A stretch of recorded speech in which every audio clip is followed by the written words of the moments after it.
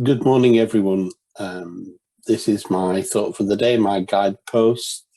It's based on something that I wrote in 2017, and it's called I Am Transcending. I am awakening. It's not that I was previously unaware. My consciousness is now prevailing. I am transcending. I am at peace.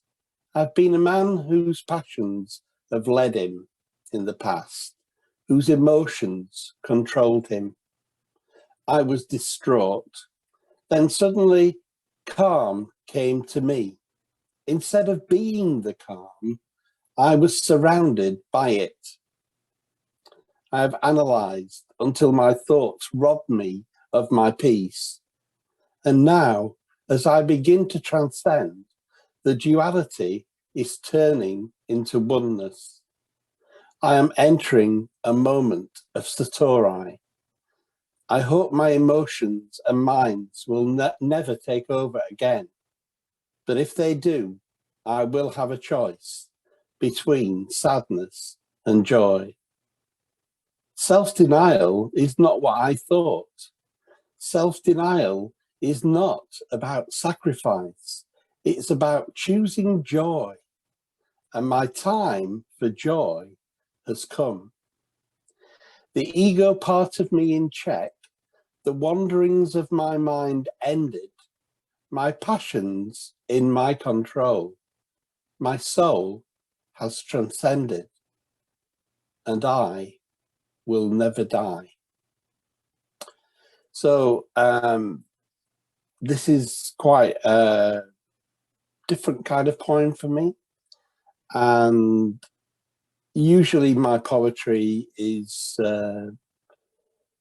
about, it's like a diary of my feelings or of events or of my thinking, how it's been provoked at a certain time. I don't keep a journal as such, but I do write many poems to help me as an aid memoir, to help me to remember where I was at and what I was doing, in the same way that a song can take you back to a certain time and place.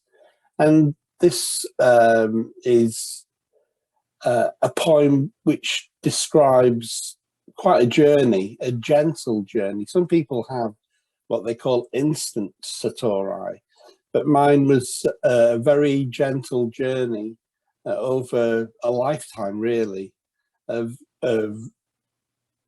becoming aware a bit more at a time, of really understanding from my heart instead of from my mind, my brain, my thoughts, what's actually going on here. And it's a moment of faith, of deeper faith than I've ever experienced before. And I started reading about transcending, awakening, that kind of subject. And I think words are so, they can hide what actually is happening. If you don't know, if you don't know the right words, and yet you're still experiencing whatever it is that people with the right words do experience, I think that's still just as valid. It's not about the words, it's about the experience. And yet here I am I'm using, I think now, the proper words for what's been going on in my life.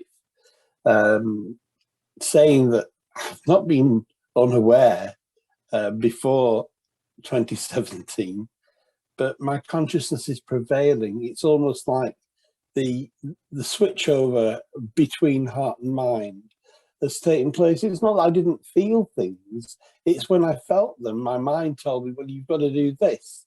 And now I'm feeling things without feeling the need to take action. I'm at peace. And the poem describes me as being one who brings peace, but on this occasion, peace came to me.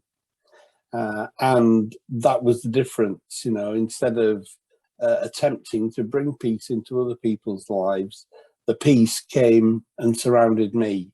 This moment of transcending or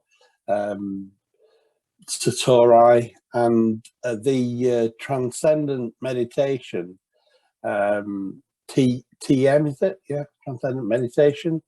It's something that I've never done. I'm using the words of Eastern mysticism, but I've not actually been trained in it at all.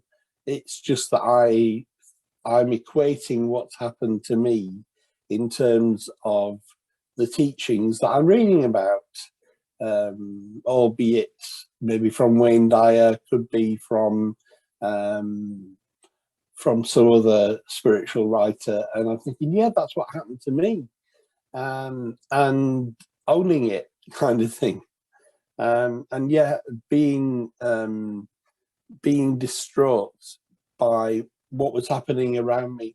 And at this time, there's a lot of people who are considering the plight of the people of Ukraine, and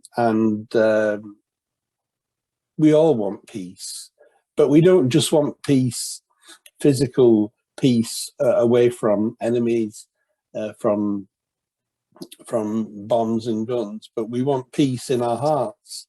And maybe if you've got peace in your heart, then whatever comes against you isn't as fearful, as dangerous as it would be if you've got a very straight, firm spine, spiritual spine, that brings you to a place where you can cope with whatever the world throws at you.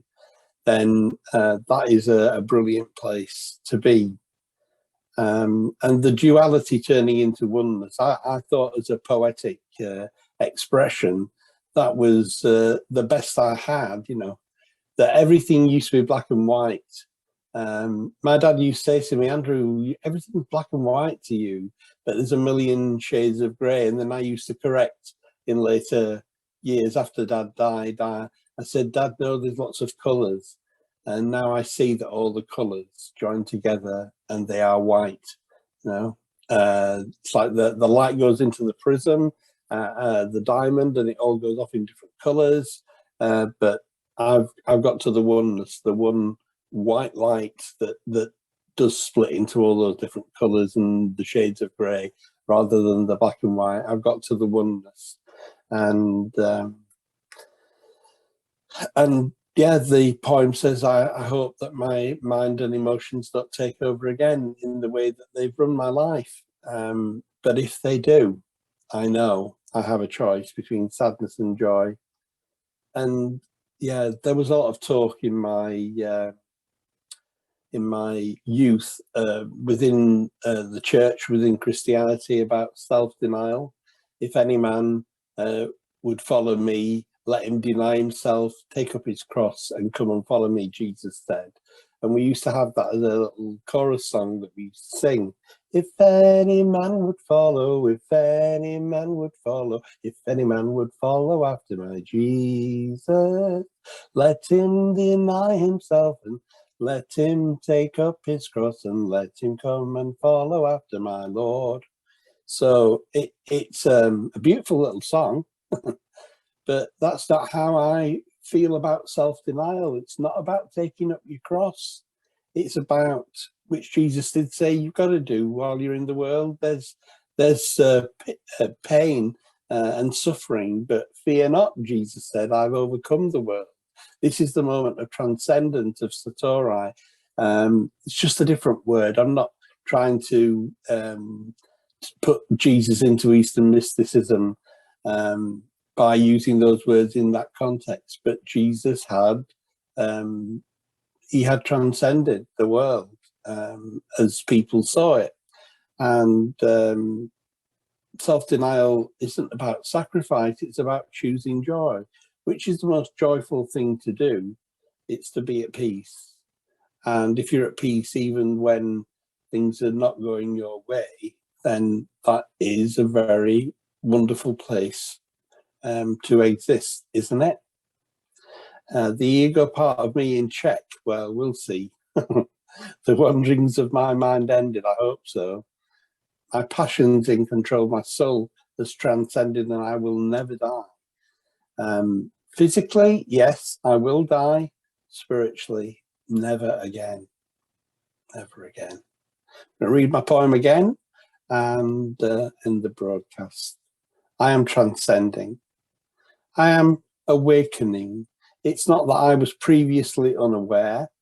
My consciousness is now prevailing. I am transcending. I am at peace.